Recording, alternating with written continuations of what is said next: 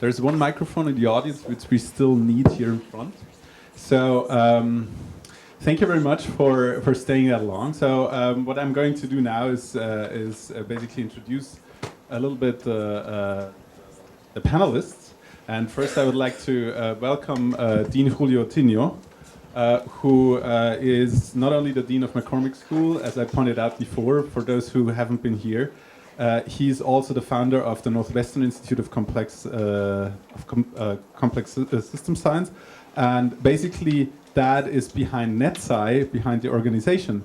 But what's much more important, Dean Ottino is also, he started as a painter to become a chemist, inspired by what he did in painting. So we thought he might be the optimal guy to have on a panel which deals with the fact what's the place of arts and humanities in complex network research and complexity science in general. So I'd like to have the panelists basically just taking seats in the front. Then we also have Albert Laszlo Barabasi, where I probably don't have to lose a single word in this room, because everybody knows him. He's a very multidisciplinary network scientist, and has written books, we all know.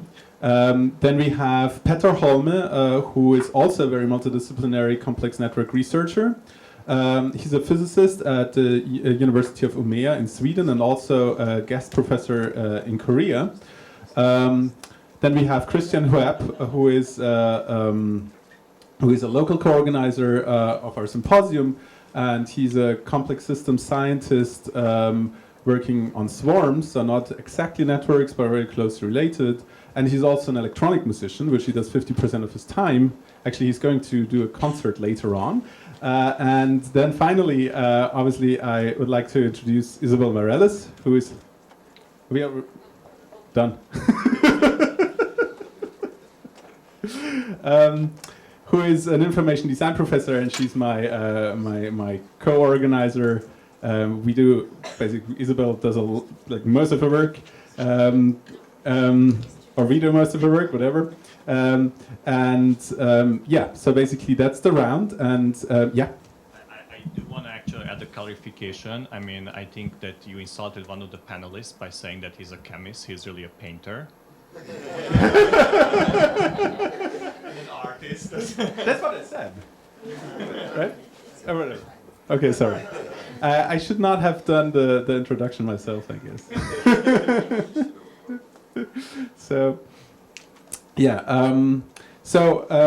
I was inspired by a conference I was recently, where they had, actually the conference was not a series of talks, it was a series of panels. And they were structured in a very similar way. And basically the idea of these panels was to bring people together who are experts in a particular field, who have different takes on it. And the panelists were presented with questions beforehand. That's just what I did. And basically the idea is to go through the panel and have everybody address these questions and then permutate, so not have the same sequence, so to make it a little bit more organic. And in the second half, it's actually meant to take in the audience. So basically, be prepared to ask your questions which you like. And first, I would like to simply start with a simple question, which is how would you locate arts and humanities within or in relation to established complex network research or complexity science in general? And maybe we just start at one end of the panel. Just use one of the microphones. You have to switch it on, and once it's green, it's working. Maybe I should just switch them on. That one end happens to be this end. Sorry? Okay, it's green. All right. So first of all, you know, it's really a pleasure being here, and this is the third year or fourth year we're doing this. Third year. Yes, and many years to go. And I should actually start. And I believe I said it. How many people were in Budapest of this crowd? 2, 3, 4. Okay, so some of you. Perfect. And so there's continuity as well. So the issue is that how would you locate arts and humanities within complex network research? And I think I'm one of those people who doesn't see actually the difference between them.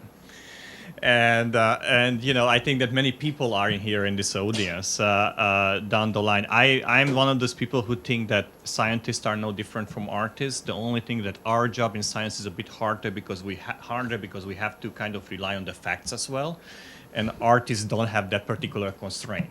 And that can be very liberating, you know, that you can do those things. But I actually do mean it. I really think that many of the thinking processes, many of the discovery process, many of the project building processes, many of the conceptual processes that go into the artistic endeavor are really very similar to what we do on a daily basis of sciences.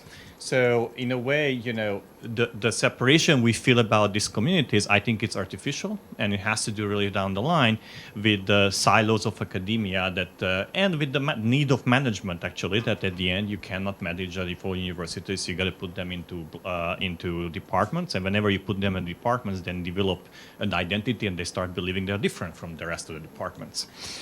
and yes, there are, but not so down. So in the way, you know, I think that this particular session is really illustrating the talking between the different communities. I mean, I stepped in for a few talks here, and I've been to some other talks in other sessions. To be honest, any of these talks could have been actually in the main network science meeting as well. You know, and that one way to say that the network science has approached, you know, has converged towards science is the other one is that well, arts have converged to network science, but down the line we are part of a major convergence here. So I think I will rest it here. I agree with several of the things that Laszlo said. I mean, disciplines, I see them as clouds with different centers of gravity, and they enrich each other. And usually, the most interesting things happen before something emerges with a new name, before something is baptized or labeled. So everything in the rear view mirror is much more clear.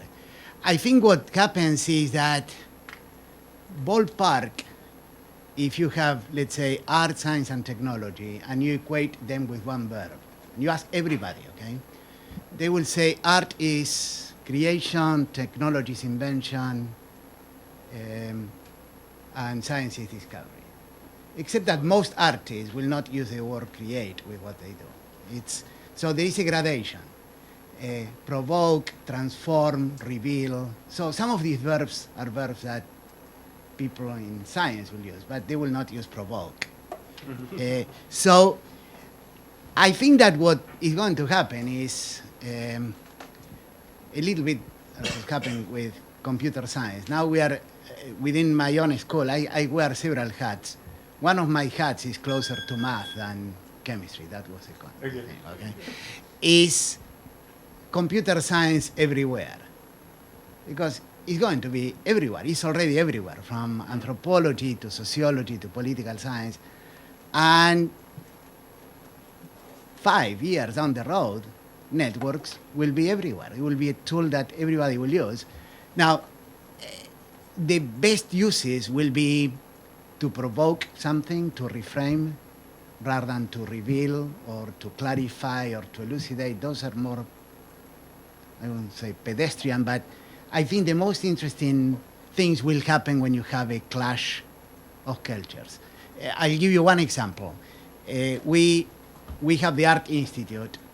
Nearby, the Art Institute has two kinds of people, designers and artists. And we're starting something that obviously intersects with this circle here, which is analytics. It's very hard to say where one stops and one ends. But we are going to have a course involving the artists and the people who do analytics. And what I want is the clash of cultures in there. Because when you are in a community, you start getting ideas which are linear combinations of everything that you have heard before, and you want to reframe things. So I think the clash is the most interesting aspect, in my opinion, of this concept here. And delighted to be here, by the way. Thank you very much. I think we can precise the question towards Christian. How do you perceive your own clash of different activities? Oh, I had thought about the answer to the question. Now you asked me a different one. No, that's fine. That's fine. I can probably do both. So I was going to make a quick comment, a little bit more grounded on specifically how I see this on the context of complex networks and what's happening now with in connection to arts and humanities. And it reminds me a lot of what happened about 10 years ago with physics. I'm a physicist by training and biology. So there's the tools were there. Perhaps at some point, physics evolved in such a way that it became more usable for biologists, and biologists also had quantitative things that they wanted to understand. And there was a whole dynamics of clash of cultures, of misunderstanding of one another, etc., that is very common, I think, when these kinds of things happen. And I think that there's a lot of similarities with what's happening now, particularly what I saw today with humanities. With respect to arts, I believe it's a little bit different for me. I organized a roundtable some time ago on music, and more specifically on music and physics. And one of the questions was what could, and I had a couple of musician friends, and we were asking all the time how they were connected. And I realized that my tendency was always to say how understanding physics could inform musicians about seeing the world in a different, more rich way, in a certain way. That was my naive perspective. And then one musician really pushed me to think of how music was helping me as a physicist doing both things. So I guess I get to your question. I think that after thinking of it a lot, I realized, in a very simplistic way, I could say inspiration. I think music is inspiring for me for my physics work. But in a more abstract way, I think at the end of the day, in a very mathematical sense, both, particularly the kind of physics I do or the kind of complexity science I do, and music, it's about reducing the dimensionality of a high-dimensional problem. Let me say it in a very simple, in a very mathematical way, right? And I think in music it's a similar thing. I mean, you have a lot of possible elements, or I would say in art creation it's a similar kind of thing, that you can combine in different ways, but we want to find a narrative, you want to find a storyline, you want to find something that brings you to it, you want to find, in the musical case, a melody, something that brings it together in a natural way. And that, at the end of the day, is an exercise in reducing the dimensionality of a very high-dimensional space. And from some perspective, I would say that it's the same thing in both cases. I would agree that there's a rigor difference in one case or the other, but I think that the exercise of doing these things is common, and by training your brain to do one thing, you also train your brain to do the other. And I would hope, or I wish in some ways, that by doing music I come back to working on physics with a different perspective. For sure. I guess that's what I had to say for now. Okay, so is it on? Okay. About network science versus art and humanities. I think network science is such a broad tool. For me, it's like a way to zoom out from a complex system to see the whole from a distance. So of course we need items to be connected into pairs for it to form a network. But in humanities there are a lot of such pairs. So in my shady past, I wrote a master thesis in China studies. So that's my humanities side. And it was about comparing the Western and Chinese critique of conceptual artist, Xu Bing. Okay, so we have a kind of connection and a line, a link, an edge. And of course, you can think of like building a network out of that. So I guess what I'm getting at is that not only this kind of high throughput, like big scale text mining thing could benefit from a network perspective. We could also, we've seen a lot of examples of that, both from Marco Bischer's talk and Pedro's talk about music and so on. But you can also use a network approach to more small-scale networks in humanities. And then, of course, like networks is a way to express information, and that makes it an art medium. And we saw Burak's nice talk about that. It kind of it's kind of excited for me, but I don't know so much about it. But although my sister is an artist, so well, and of course, if you like stretch it to visual design, well, okay, my sister would never call design artist. She's very like conservative about that. But if you look at like visual design of networks, like visualization of networks, I think there is a lot of things to do there, and to like put in more information into the visualization of networks. And we saw some talk about that today, the sunflower representation. Okay, so the last thing I wanted to say is that I think like network science and related topics is kind of very on the creative side of science, at least in the sense that it's not a programmatic like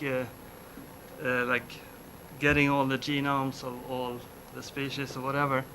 So it's a creative kind of science, and of course art is just, if you think romantically, it's kind of pure creation. So there is a good match too.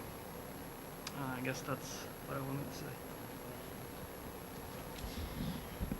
Can you do the microphone closer? Okay, so I will add to the clash there, the design as a designer, and also coming from art, but mostly in the design part, in the broad sense of design, I mean of solving design issues of can be architecture or fashion or visualizations, is that I think eventually the literacy, right? I don't think that we all need competencies of being network scientists, all of us in the future, or all of us being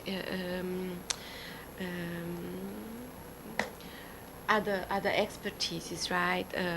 So it's not to say that humanists will have to be network scientists as well as, you know, but I believe that we need some literacy, right, in terms of, you know, keeping our own expertises of being humanists or artists or designers or physicists and so on, so that we can actually add, right, to other fields in terms of the interdisciplinarity.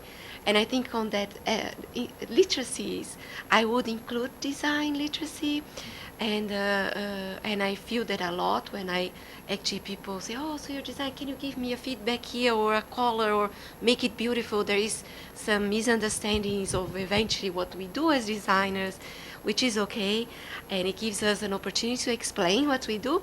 But I think that those, for me, that is the clash, right? So it's like the beauty that actually the pervasiveness of computer science in terms of the need for actually having that literacy, as well as the network science, as well as the design. And so I think that would add to any field, whether it's the arts or the humanities or biology. Just one on the other hand, what I think is what the arts and humanities can add to other fields. I think it's already in the system of the American system of education, which is the liberal arts education, which is actually giving this larger or broader context to what one studies, right? That actually can bring that historical perspective and theoretical and critical perspective to any field. So. Okay. So that brings me to the second question, and I think it's actually related to this kind of the return of the artis liberalis, right? Of the polyhistor or the polymath, like the person who is interested in more than one topic. It brings practical needs and risks that are involved in crossing the respective disciplinary boundaries. Because, to give you an example, I started out as I studied archaeology and art history, which is already two things people don't talk to each other, right? I'm serious. And so already if you say, oh, there is this ancient sculpture in the painting, the art historian would say, oh, go away, that's archaeology, right? And and then the second step was like, was taking in this kind of database thing and then networks, and it became more and more interesting, and I ended up with Laszlo's lab. And that's something I always feel like it's big wave surfing, where if you're lucky, a funding takes you up on your wave, and then you have a nice time. And once you're down there, you're very lucky if some jet ski picks you up until before the wave actually crashes on your head, right? And so I'm very curious in your own experiences and what you could actually tell other people who are in similar situations, PhD students, postdocs, who have very slim probabilities to get funding, to actually get assistant professorships and so on. So maybe we begin with Laszlo again. This end of the table. Well, I mean, you were a good example. It worked out, and there were nervous moments for all of us, and in the end, well, let me actually, rather than actually talk about the funding situation, which I think that, by the way, not only this particular community, but the whole network science community has gone through the same kind of conundrum and the same, let's say, birth process of finding funding research-wise as well. And in the end, we managed, and I think we managed to convince the different communities that this is relevant.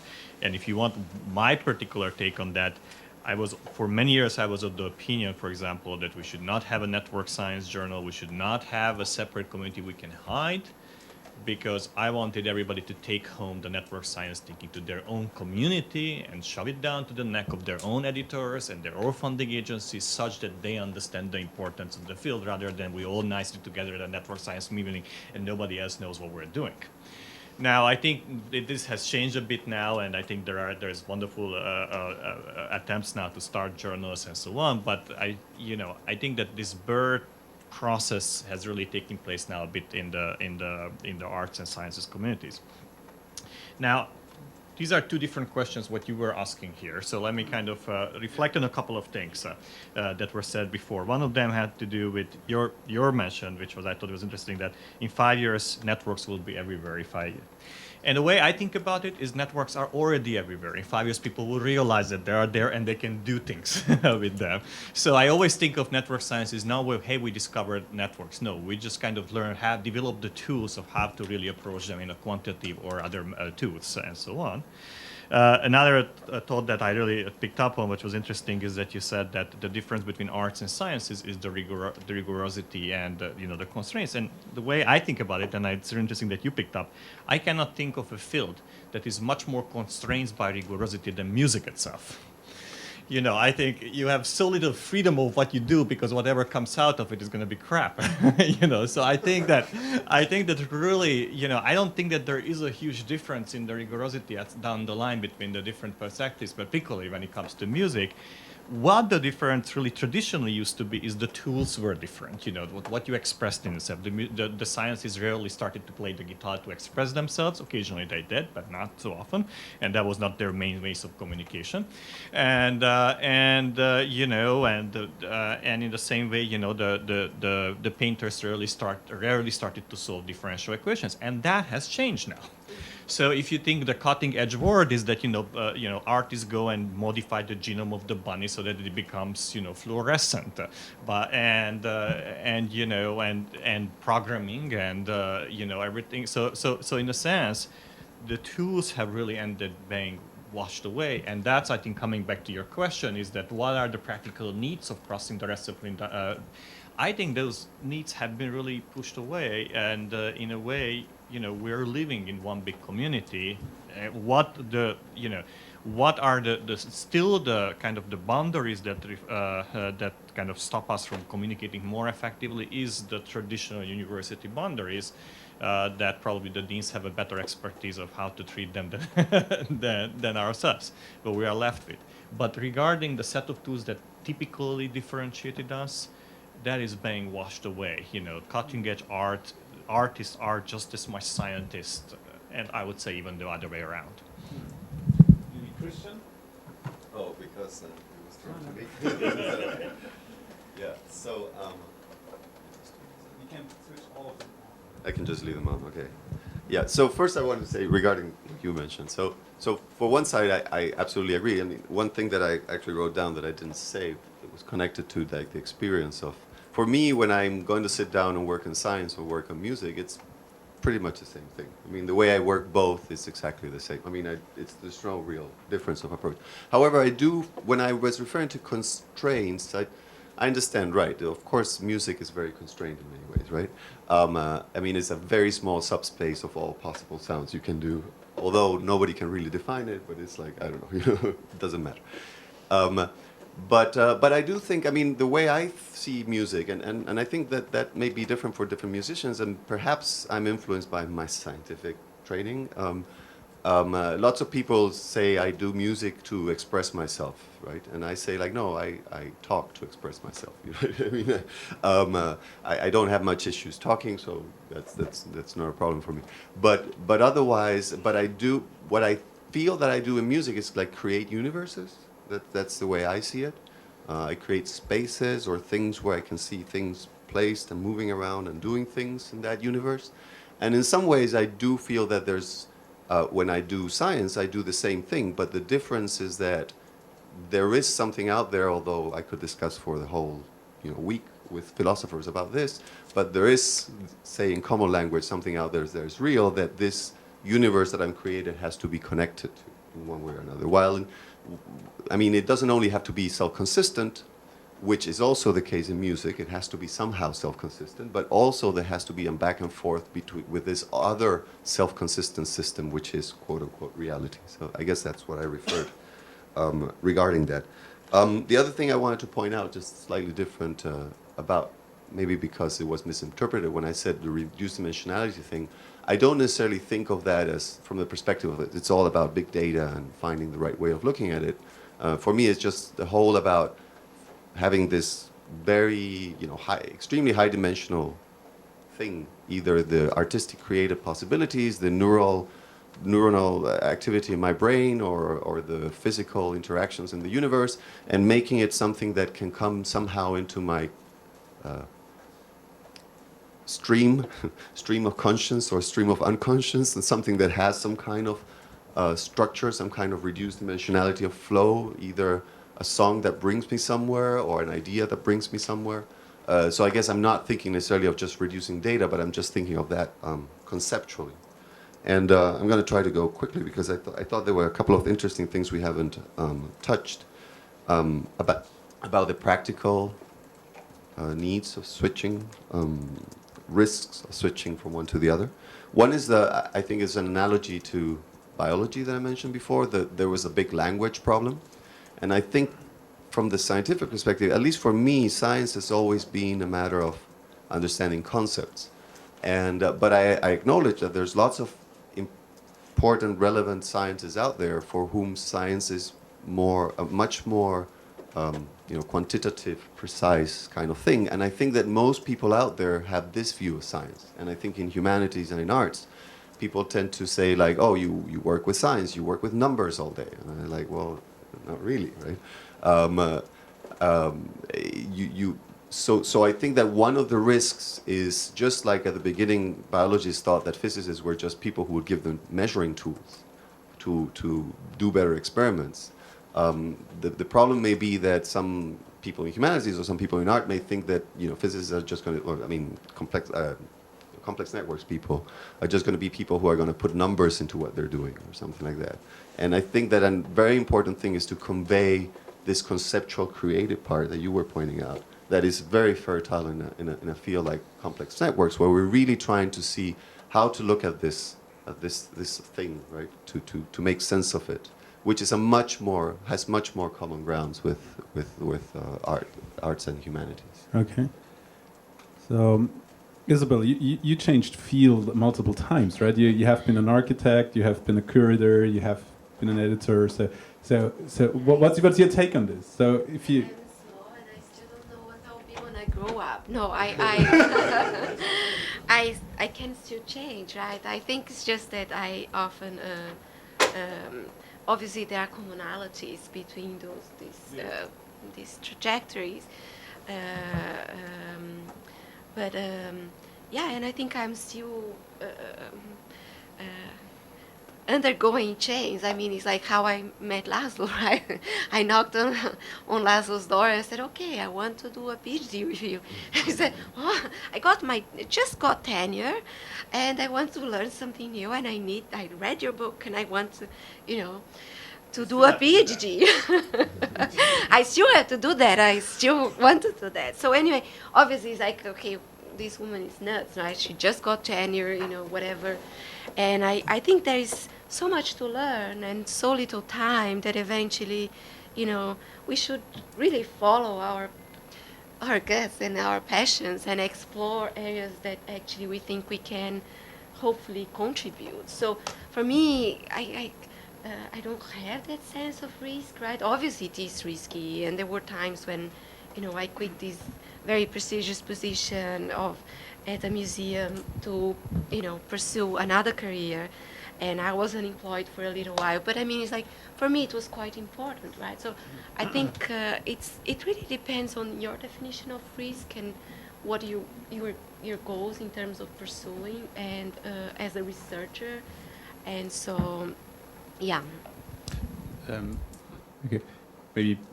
So maybe I throw another word in it. Hedging. Is that if you're a physicist, do you do physics papers and at the same time think about the network of Brazilian sex workers? Is that hedging? So if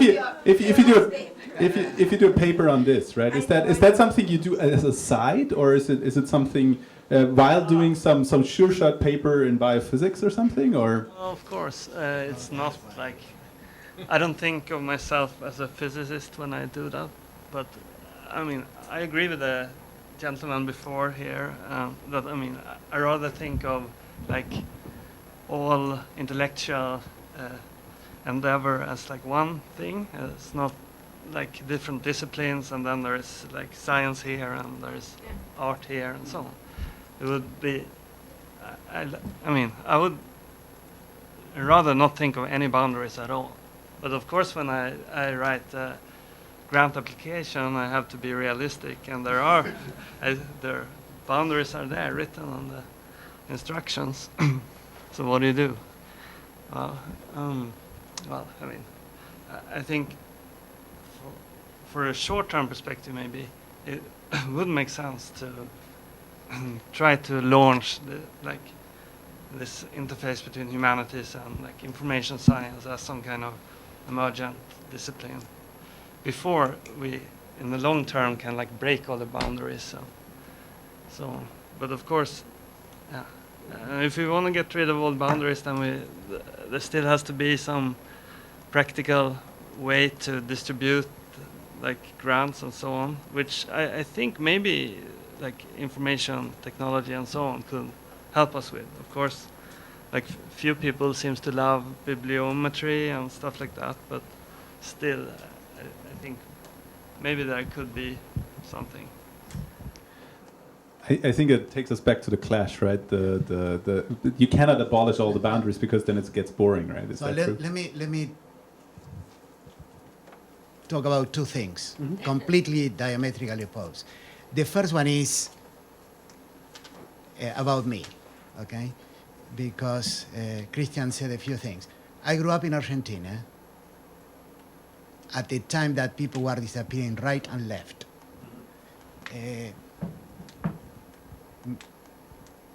In the middle of a compulsory military service in which they had used for maybe 200 people out of 20,000 to be officers. They had only used for people who are practical things, law, medicine, engineering. If you are anything in humanities, you had a high risk of vanishing, okay? I was an officer in the Navy, and I had the dual personality. Math was like a cathedral. I was not coming up with anything new. It was a refuge. And art, and believe me, my paintings, if Kafka could have painted, it would have been like that, very gloomy, were a refuge, okay? So that's how I grew, with that duality there. Okay, so that being said, let me kind of put my practical hat and tell you about funding and boundaries and careers, okay? For better or for worse, and my comments will be mostly about the US, departments that have names around long-lived things. It's very hard to kill a department, okay? They are the only places that can hire, and they are the only places that give tenure. Moreover, every ranking that is out there, it looks back and they rank not the new, they rank the old, they rank departments. Virtually everybody that you want to hire now, which is interesting, fits in more than one department. But I don't make up the tenure rules, so if you start working with two masters and being split, the practical advice is kind of concentrate on one thing. Now, the funding, I do not know how this meeting was organized. I look at the program, looks great. But there are two kinds of ways to organize meetings. On one hand, there is APS, in which you are asked what you want to talk about, and you write an abstract, and there is a classification index. Everybody says what they want to talk about, and then they get clustered. And then there is the ACS system, the American Chemical Society, in which some people look into the crystal ball 4 years in the future, and they said 4 years from now, there will be a meeting in Baltimore, and these are the topics. Funding, unfortunately, works like ACS and not like APS. You have to find a niche that you fit perfectly, and this, for various reasons, because it's more efficient for administrators to give grants, there are very few individual grants. Everything is kind of big. If it's bigger, more the chance of getting funded in here, okay? You can. A few selected people are the ones who will help write the script in places like NIH, DOE, NSF, whatever. You are calling there, after all these people need ideas, and if you go there and you tell them, this is what I think is going to happen, this is what I think you should fund, and sometimes people follow the script and there is a call, but nevertheless it's prescriptive, okay? So there are a few people, and the number is very, very small, that will have the luxury of accepting anybody to do whatever they want, because I have been in the lucky situation of having money through chairs, and I can do almost whatever I want. But unless you are young and you get a Sloan or a MacArthur or something like that, you are really, you have to have this duality of being practical, getting the money to do what you want to do before you get established. At some point in academia, you can do no wrong. Once you have all the right kind of awards, you can go crazy and no one will criticize you, okay? Like your Wilson or Gould but God forbid that you become too popular too soon, like poor Carl Sagan. There was a scandal when he was about to be elected to the National Academy of Sciences. So you have to be aware of the practical side of things and not sell your soul, and work within the system and not forget what really drives you, and eventually be able to do those things. But it's tough. Now, the US is a little bit better in many respects, because someone made a comment.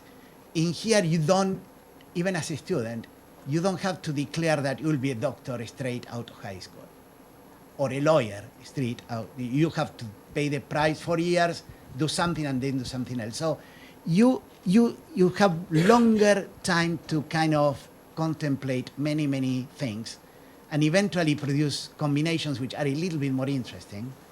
Now, regarding the understanding of the disciplines, I think the biggest, every side romanticizes the other one, okay? I mean, people in science have the idea that somehow artists are at some point inspired and they produce a fantastic thing. No, these people work like hell, okay?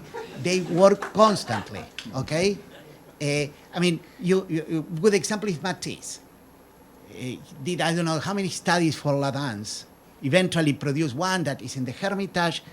But when the guy got stuck and needed to paint and show up to the studio and didn't know what to do, La Danse appears in another painting in the background. Okay, so they work as hard as the people on the other side, and the people on the other side, they tend to romanticize science as being rational.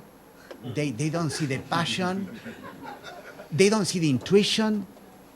Especially in math, you don't prove anything by logic. It's just pure gut instinct, okay? So I think if a fraction of people were more able to interface, it will be fantastic. And it's not, and I don't think that will ever happen, but you just need a few that will be the connectors.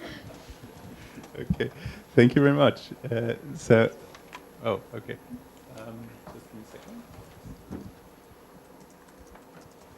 So, that brings me to the third topic, and that's basically there was another session yesterday which was looking at network science in K-12 education, and I think so. Basically, given the fact that now we have a considerable crowd of people who do multidisciplinary stuff and they do arts and humanities, they do complex network research, so obviously at some point some of us get professorships and whatever, and then we have to envision multidisciplinary curricula.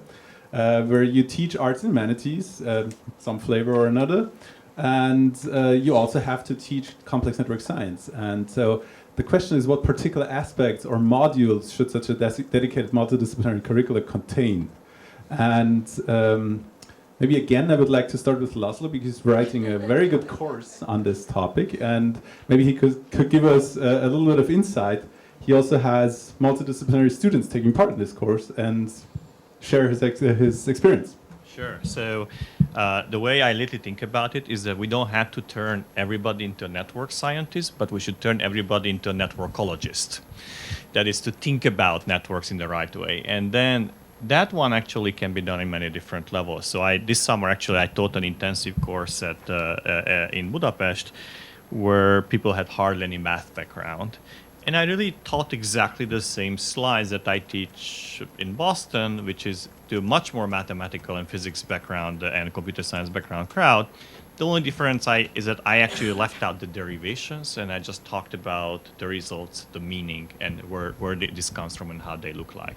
So this was actually a good lesson for me to realize that the material, first of all, one of the things we learned through this course is that there's really lots of different disciplines to care about networks. So now in Budapest, I had an art historian in my class. I had a bunch of economists. I had environmental researchers and sociologists and political scientists. In Boston also, I have a very wide spread. And the way the vehicle that I actually use to help people understand why it's important for them is that I make them to do research project to pick a network they care about, and they to team up with somebody who is not in their department from other field, and they together by the end of the semester they have to analyze that network that they mapped out, and they have to learn the tools that actually learn during the class to analyze those networks. And those final presentations, and you've been to some of them, they're fantastic.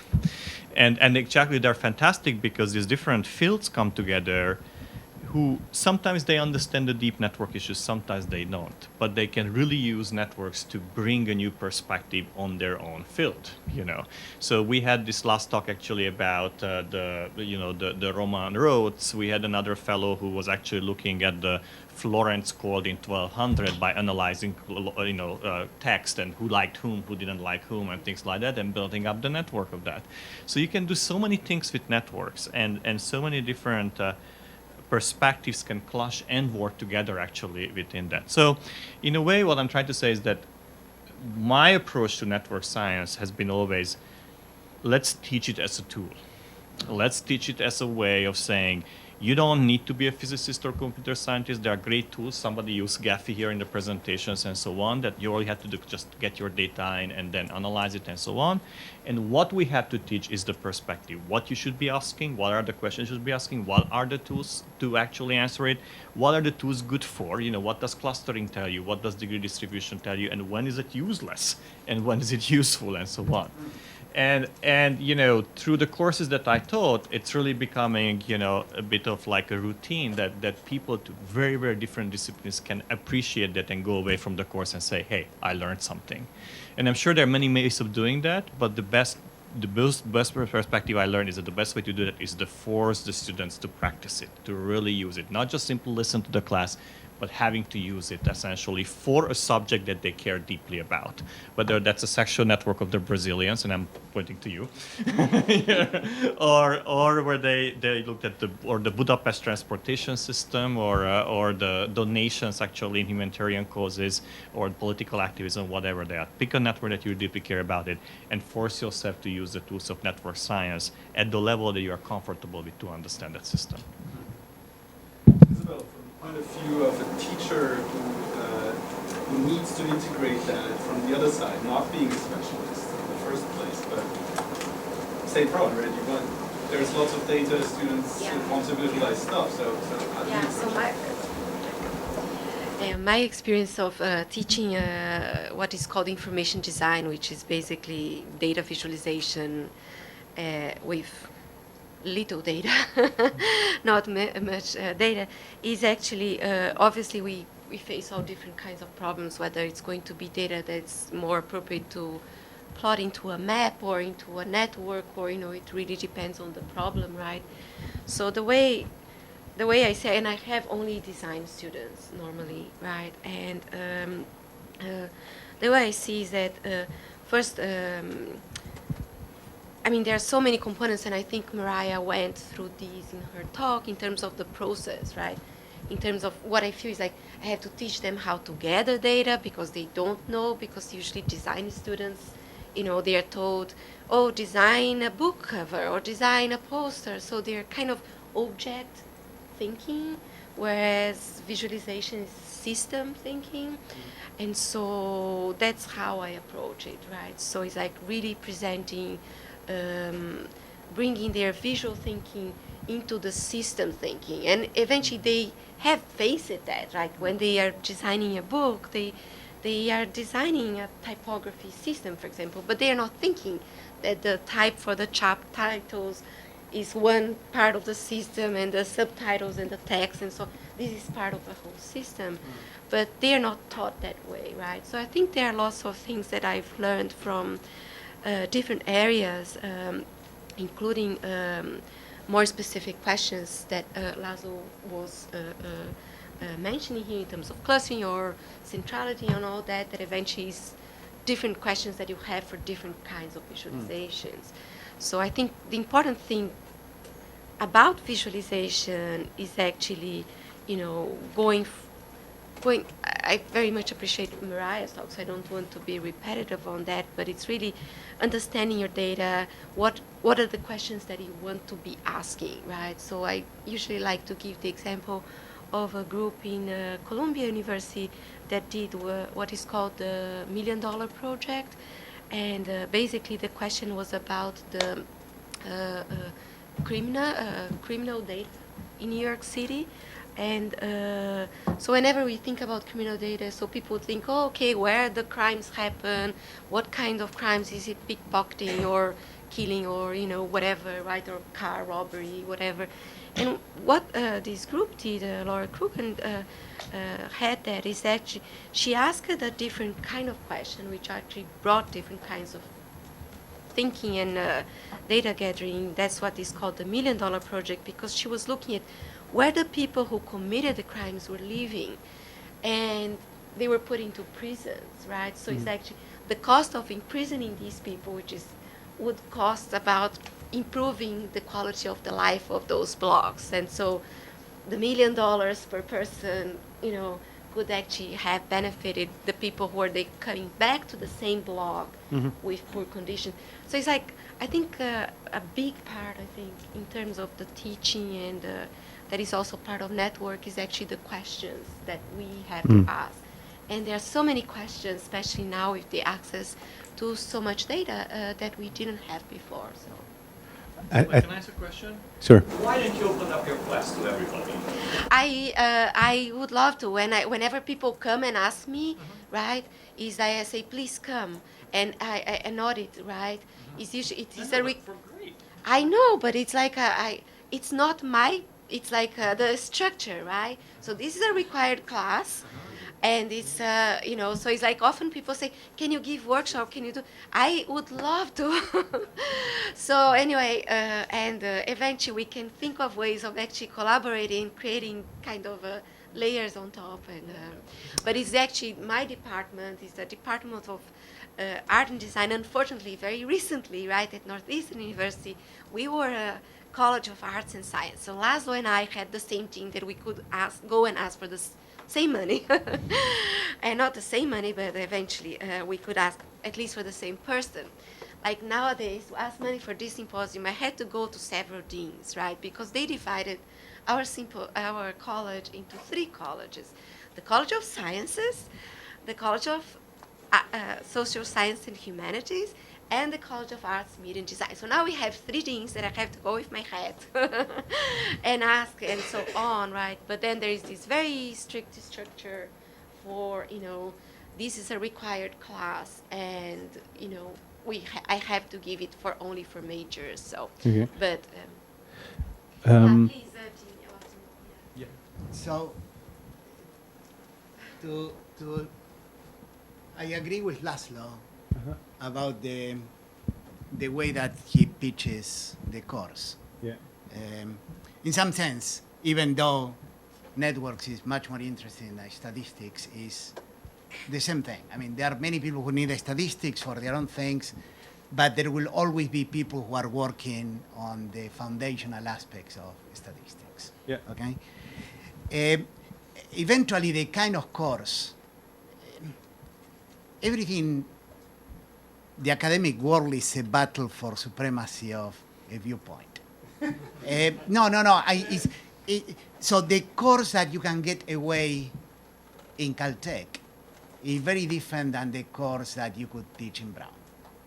Eventually, there will be several models, and eventually people will adopt the model that works for them depending on the boundary conditions. Now, the value of network science, in my view, remember, we are doing this in a business school, and a lot of what we are doing in complexity interfaces with them. So, in some sense, what I'm about to say is more extreme in this case, but applies to the other disciplines as well. It was Einstein who said, the rational mind is a faithful servant, and the intuitive mind is a gift. Okay? Now, in order to make sense of the world, which applies to the business people and many people who study really very, very complicated problems, okay? You need, the rational mind doesn't work without crutches. You need something to anchor your thoughts in. And network science is part of that answer. These are problems in which intuition does not work because you haven't faced the same problems before. Intuition works when you have faced the same things many times over, and after a while, intuition starts working. But almost by definition, all the problems in here, even if you are trying to apply this to problems like the sex slaves in Brazil or whatever, you start with some idea about what you are going to get, and the rational mind is guided by the tools. Okay, so I think the value of everything here is this balance of guiding the rational mind to eventually give you the tools that will provide intuition. Now, regarding the courses in there, I believe that there will be many, many, many different models of courses, and they all will depend on the set of boundary conditions that people face in different institutions. In some of them, in some cases, you have to go and ask 3 people for a go-ahead on something. In some cases, you have to ask for 1. But eventually, whatever is good and is out there, and this applies to books, which by the way, it's a question of timing. You want to write a book before you have to have enough, because you have to have a body of things that you want to say, but the timing has to be right, because if you are too late and the things kind of bifurcated in many strands, it's very hard to put it back together. So it's a question of being lucky in there. With courses, it will be the same thing. It's still is timing, which a good model of a course can. I have been begging for courses in here. I'm willing to pay people to teach courses in here, because I believe that every undergraduate should be exposed to some of these things. So I'd like to continue with you two, but I also want to put the final question on the board. That should the established list of NetSci disciplines be amended with comma arts and humanities? And I mean, Laszlo said that he doesn't believe in the boundaries. I don't believe in the boundaries too, but nature and science do believe in the boundaries. Actually, +1 does believe in the boundaries, at least in their categorization system. And also funding institutions believe in the boundaries. And so there's a lot of realities which believe in the boundaries. And actually, NetSci does too, I think. I think there's a lot of digital humanities people who wouldn't apply to NetSci because it's just not listed in the disciplines.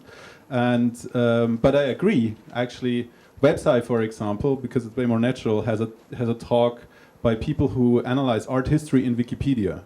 And I think the excuse is they analyze Wikipedia, right? So they would never apply with just art history. But I think it's the same thing, right? So there is a lot of serious stuff going on. So the question is, should these two concepts just be amended for the next conference? And that's probably a question I would like to ask one of the co-organizers next year, which is Petr. Well, I would be happy to take your opinions about that. I'm sure Laszlo also has some opinions about it. So, I don't see anything wrong if somebody's submitting to the main net site an abstract that was submitted here, and that's absolutely open. And I don't think that would be rejected just because it's not science. No, I'm pretty sure. No. Yeah. The point is, it's just not. So that in the call for the NetSci conference, right? There's a list of disciplines. And that list of disciplines is very explicit. It says biology, economics, social science, health, financial. So that, yeah, Suzanne exactly. is the key person. Talk to her. Add it to it. So that was never meant to exclude. It was meant to include. Okay. So should we open to the audience or? Okay. So questions. I will just hand around this mic. Or maybe one of those. Is here. So if you just could continue and please say your name and where you're from very shortly. Paul Hertz, School of the Art Institute of Chicago, which reveals immediately that I might have an art-related question.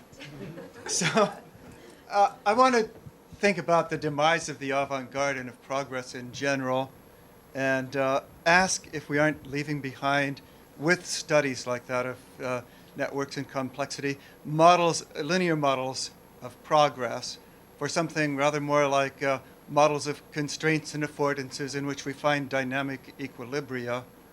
And as kind of the flip side of that, because I think about material as an artist, if we aren't also changing our notion of materiality from one where we impose ideas on form to one where structures emerge through our engagement with material, which we now understand to have a role in creating form. Who would you like to? What? Who is the least likely person to answer this question? I will say that. So repeat the first sentence of your question. First of all, with regard to notions of progress, Yeah, whether we're moving towards a model where we no longer think in terms of linear progress towards In some art, you stated said. goal. Well, in society in general, actually, that the model of progressing towards some constantly better state is now replaced with Well, one. many where we people find confuse equilibrium. progress with progression. That's Okay. okay. That's one. No, but I thought that the question was about art Well, and about progress. with regards to materiality, Yeah. since artists are engaged with form, and I think you could argue that there have been models for creating art where you come up with ideas about form which are then imposed on material. And what complexity seems to be suggesting to us is that material has something to say about the structures that emerge, and it's our engagement with the material that produces the form. Materials. Data, maybe. So the question that where I see an interface between art or art walls and complexity is that, again, this is a rear view mirror of things, okay? The art world seemed orderly 200 years ago, okay? You could see, and now everything is going on at once. The people who go and buy stuff in Art Basel, they interface probably nothing with the people who buy paintings in Santa Fe. And those probably intersect very little with the ones who buy stuff in Seattle. So but how many of these worlds are out there? For example, in terms of volume, money exchange, probably, I don't know, the stuff that gets sold in Christie's and Sotheby's, that probably is the tip of the iceberg, but that's like a teeny part of the art world. Yeah, exactly. And maybe can we? But probably a way of, I've never seen anybody organizing all of this in one display. I wish someone knows this, please tell me. How all of these worlds intersect, because some of these are very tightly knit communities. For example, as you well know, in the kind of community that is like depicted in 7 Days in the Art World, you don't sell a painting to someone who offers you the most money. You sell it to the one that can provide the right environment for the painting, because you are not selling it once.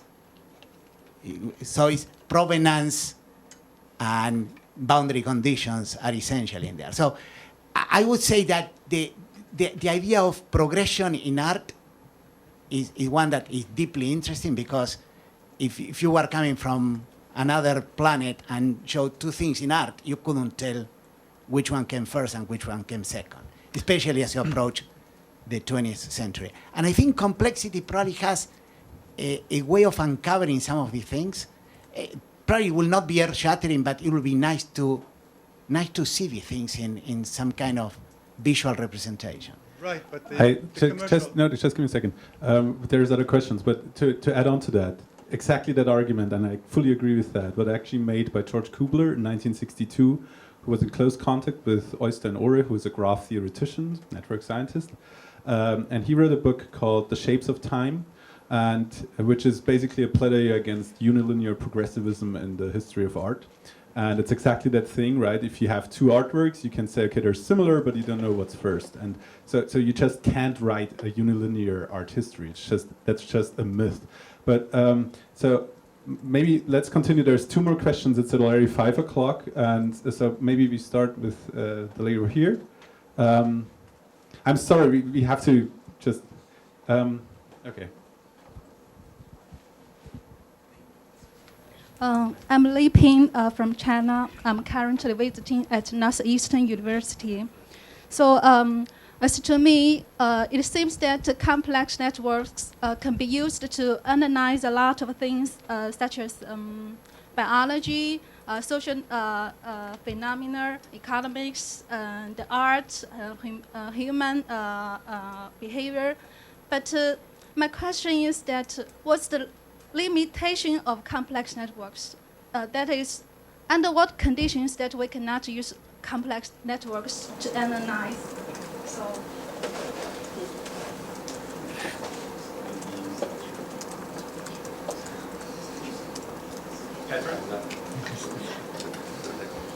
Under what conditions can we not? Well, I mean, I think there are many things that fit other frameworks very well. I mean, think of something happening on a map, on a surface that would be well modeled by some spatial model and not a network. So it's not a completely universal tool. It works in many cases when you have like a large system of things connected and you want to see the big pattern. Maybe not focus too much on a very small detail. So I think, I mean, there has been books written about that, I think. Yeah. I mean, one question here is interesting is continuity and discreteness, right? Which we will probably find a lot of literature. And so there's one last question over there. So Hiroki Sam from Binghamton, really quick. So my question is about the big picture of the things going on in the society. I think that network science and also complexity science in general is not offering just the technical tools, the concept, but also it represents some kind of big, flow or the new philosophy of thoughts, right? So, for example, after the World War II until the end of the Cold War, there was a tremendous focus on individualism, right? So, evolutionary biology tried to reduce everything to genes, and economics, and also try to focus on the free market principles, and the social sciences also try to reduce everything to the individual personality. So that's kind of measure focus on the individual level. So you could say the reductionism. I don't want to criticize anybody who uses that. I think the network science is kind of a counter-reaction to that. Now that people are recognizing that things are connected. So I was wondering if the arts and humanities literary studies also reflect, that kind of major trend of the thought, and then producing new forms of the arts. So that's my question. I don't know who should be answering to that. Should I, as an art historian? So yeah, definitely there's one major shift taking place, and I very reluctantly use the word shift or revolution or turn or whatever, but there is something going on that, and in all the other fields, we have data, right? We can count. So for example, Metropolitan Museum has 5 million objects, and you can have all the metadata for free on the web. Victoria and Albert Museum has 2.5 million objects. You can have all the material, right? So you can actually say, okay, what's the structure of that collection? You can see what's the timeline, how did it grow? Is it bursty? Is it linear? Is it continuously growing? Whatever, right? Stuff like that. And that's questions you could never address. And in the last 50 years, people actually turned from art historians to become exegetes of French philosophers, right? And obviously, you have the same kind of development as in social network analysis. I actually, my first encounter with Laszlo was in Sovata in Romania, and there was also Linton Freeman who gave an introduction into social network analysis. And I said, like, how did you actually do that, going from sociology to social network analysis? Well, how do you relate to regular sociologists, right? And I found this really depressing and somehow funny answer. He said, they're nice people, but that's it. And it's not like I don't like art historians who refuse to work quantitatively or who detest it or whatever, but it's just not useful to have a debate going on when you can have a discussion with a crowd like this, where you talk to a physicist and a biologist and whatever, and you can make progress in a way which is super interesting, right? And satisfy the inquisitive kind of interest, right? I wanna have satisfied in a sense, right? I'm interested how biology works and art works and whatever, right? I guess my comment is more about the new form of the expression. For example, is there any totally new form of music and painting coming, inspired by networks or interconnectedness? Maybe one answer by Burak Arikan, he's a practitioner who actually does this kind of stuff, right? There's the microphone is coming down. Can you leave it down? And then should we wrap up? Yeah. Well, definitely there's this new genre of artists today, like who program code. They use code as their material. This is common, and I program things, and this is not like you do work with sculpture, etc. You just code and actually produce systems as art rather than objects. So it's a big difference, and how you categorize this and stuff. It's a new area of study, I think, in general. Or you use systems. You produce systems. Or you use them. Both, yeah, of course, yeah. And I was going to ask one last comment maybe on this panel. I think this cross references between art and science is interesting, and oftentimes we see references like an art project, an appropriation of an art, a science idea, or some finding, or in the science we see references as a scientist study art or art history. But I feel like there should be more inherent references than these. Like I trying to see like I want to see like a science article which has references to artworks, you know, the real work, artist, etc. Maybe an article on Nature that's about art, you know, a real art project, or in the art forum, you know, in the cover you can see you know, a scientist work or etc. You know, basically. That's a very good thing. In the humanities, we cite monographs by monograph, page, footnote, and sometimes also the line. In Nature, if you cite a monograph, it's always the monograph, period. So I thank the panel very, very much. This was a very... Yeah, so exactly. If you have a last comment, please go for it. Okay.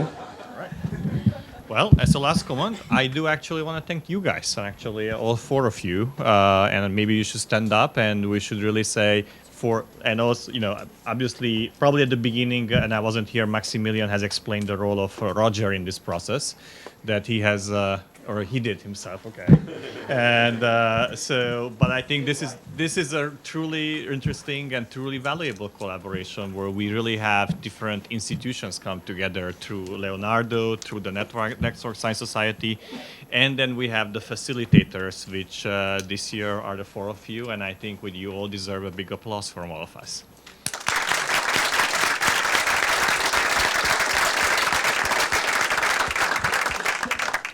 Yeah, I probably speak for all four of us. Our pleasure. Very much. And yeah, see you again next year in Copenhagen if the organizers allow.